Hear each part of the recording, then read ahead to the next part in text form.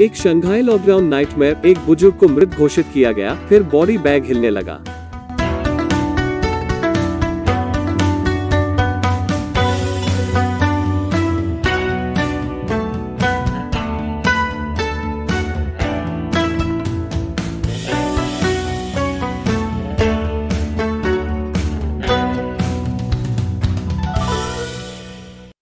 आपका स्वागत है। मैं क्रिस चैपल हूँ। बस जब आपने सोचा कि शंघाई कोविड लॉकडाउन कोई और पागल नहीं हो सकता, तो यह हुआ। शंघाई के एक नर्सिंग होम के कर्मचारी एक शव को अंतिम संस्कार गृह में ले जाने वाले थे, केवल यह पता लगाने के लिए कि वो इतना मृत नहीं है।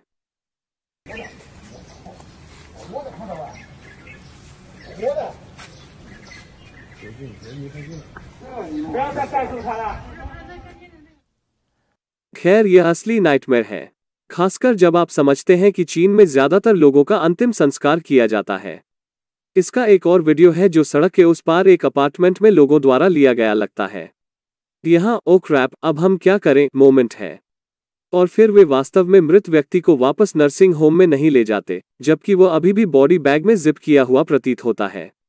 अब मैंने इस वीडियो को सप्ताहांत में देखा, लेकिन पहले इसे दोबारा पोस्ट नहीं किया क्योंकि मुझे यकीन नहीं था कि यह वास्तविक है या नहीं। लेकिन इसकी पुष्टि हो गई है।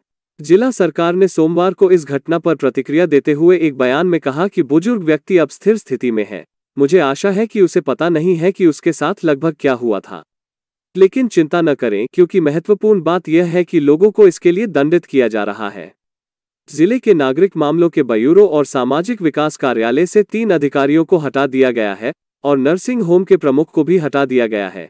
मुझे नहीं पता कि सामाजिक विकास कार्यालय का इससे क्या लेना देना है, लेकिन निश्चित रूप से एक डॉक्टर का लाइसेंस भी रद्द कर दिया गया था और उसकी जांच की जा रही है। कम से कम यह और अधिक समझ में आता है। लेकिन यहाँ एक भयानक कहानी का सबसे अच्छा हिस्सा है। अंत्येष्टि गृह ने कथित तौर पर अपने कर्मचारियों की प्रशंसा की कि वो व्यक्ति अभी भी जीवित था और उन्हें 5,000 युआन $750 के साथ पुरस्कृत किया। अच्छा काम। अंतिम संस्कार गृह के कर्मचारी मृत व्यक्ति को नोटिस करने के लिए अभी भी चल रहा था। यहाँ एक बोनस है। इसलिए शंघाई लॉकडाउन में कुछ कुप्रबंधन हुआ है और लोग तंग आ चुके हैं। इसके विरोध में कुछ लोग बर्तन और धूपदान भी पीट रहे हैं।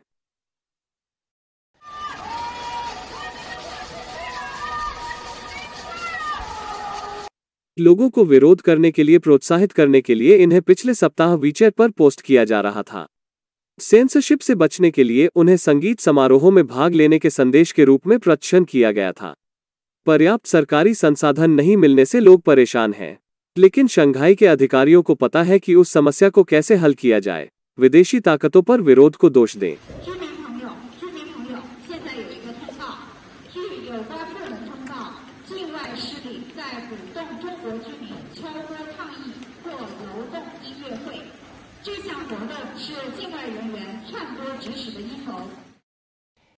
जी हाँ, विदेशी ताकतें चीनी लोगों से कह रही हैं कि आपस में मिलकर पान फोड़ें। कितना कपटी। मुझे यकीन नहीं है कि चीनी शासन विदेशी ताकतों पर हर विरोध को दोष देने में सक्षम होने जा रहा है। ऐसा ही 1 मई की रात को हुआ था।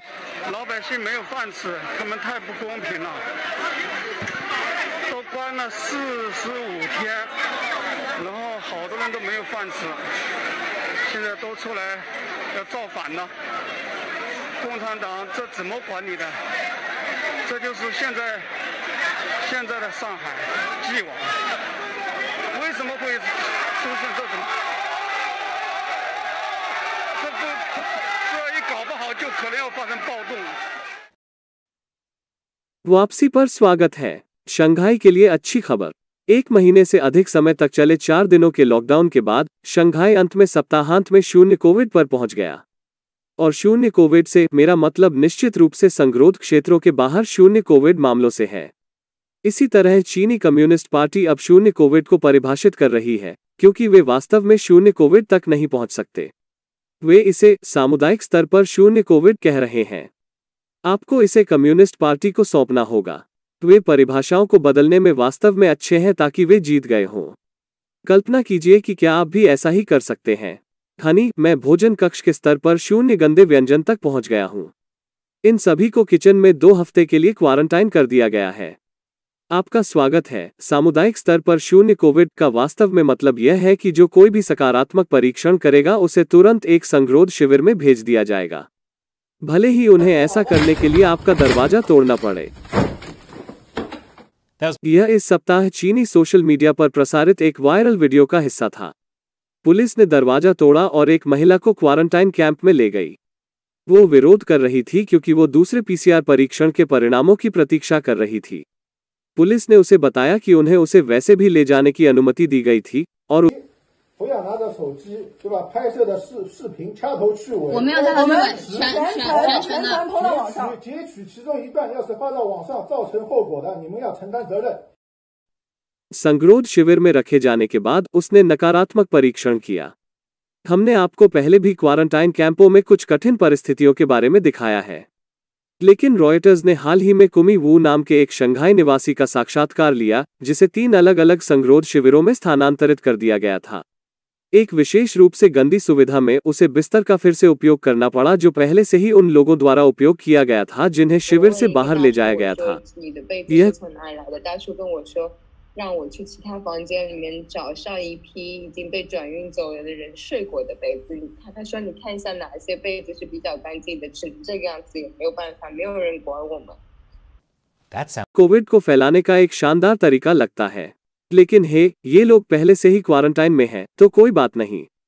अत्यंत स्वच्छ संगरोध के लिए धन्यवाद। शंघाई में 6 जिले आधिकारिक तौर पर शून्य कोविड तक पहुंच गए, जिसका अर्थ था कि लोग अंततः बाहर जा सकते थे। सैद्धांतिक रूप से Elections, more fences were erected at some residential blocks in Shanghai on Monday. And footage filmed by Reuters also showed streets largely devoid of pedestrians.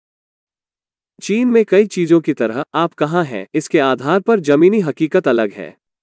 कुछ अपार्टमेंट कॉम्प्लेक्स लोगों को उनके अपार्टमेंट से बाहर जाने देते हैं, लेकिन उन्हें कॉम्प्लेक्स छोड़ने की अनुमति नहीं थी। अन्य लोगों ने परिसर से बाहर जाने के लिए लोगों को पास दिए, लेकिन प्रति परिवार केवल एक व्यक्ति एक समय में हर दूसरे दिन 4 घंटे के लिए बाहर जा सकता था, और उन्होंने उस समय का सदुपयोग किया। सैम क्लब के लिए ब्लॉक के आसपास लाइन में लगे लोगों की फुटेज यहां दी गई है। रुको, क्या शंघाई में कॉस्टको नहीं है? मुझे लगा कि उन्हें इससे बेहतर होना चाहिए था, लेकिन जब तक आप कर सकते हैं सैम के क्लब का आनंद लें, क्योंकि अधिकारियों ने सोमवार को फिर से संगरोध के बाहर 58 नए मामले दर्ज किए। यानी लॉकडाउन अभी खत्म नहीं हुआ है। रुकिए, मेरे पास एक अच्छा विचार है कि कैसे अच्छे के लिए लॉकडाउन को समाप्त किया जाए। शंघाई से सभी को संगरोध शिविरों में ले जाएं। उनमें से सभी 25 मिलियन, भले ही वे कोविड के लिए नकारात्मक परीक्षण कर रहे हों, क्योंकि हर नकारात्मक मामला एक संभावित सकारात्मक मामला है। और अच्छी खबर यह है कि एक बार जब शंघाई में सभी लोग क्वारंटाइन कैंप में हैं, तो वे लॉकडाउन हटा सकते हैं। हर कोई जो शिविर में नहीं है वो फिर से बाहर जा सकता है और चीनी कम्युनिस्ट पार्टी जीत की घोषणा कर सकती है।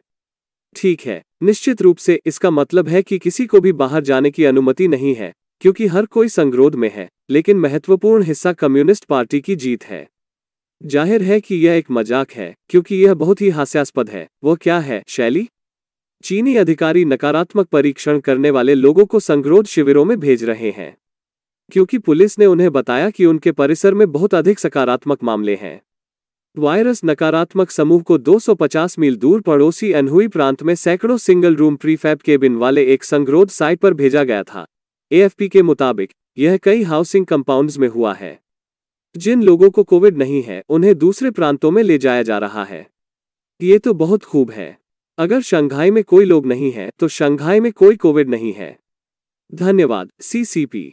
और अब मेरे लिए चीन की बिना सेंसर वाली 50% सेना के एक सदस्य के एक प्रश्न का उत्तर देने का समय आ गया है।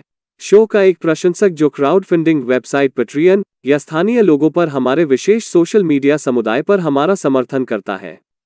बिगलेक स्थानीय लोगों से पूछता है, क्या लॉकडाउन राजनीतिक है या वास्तव में चीन में एक चिकित्सा आपातकाल है? खैर बिगलेक, लॉकडाउन बिल्कुल राजनीतिक है। शुरू से ही यह महामारी चीनी कम्युनिस्ट पार्टी के लिए राजनीतिक रही है।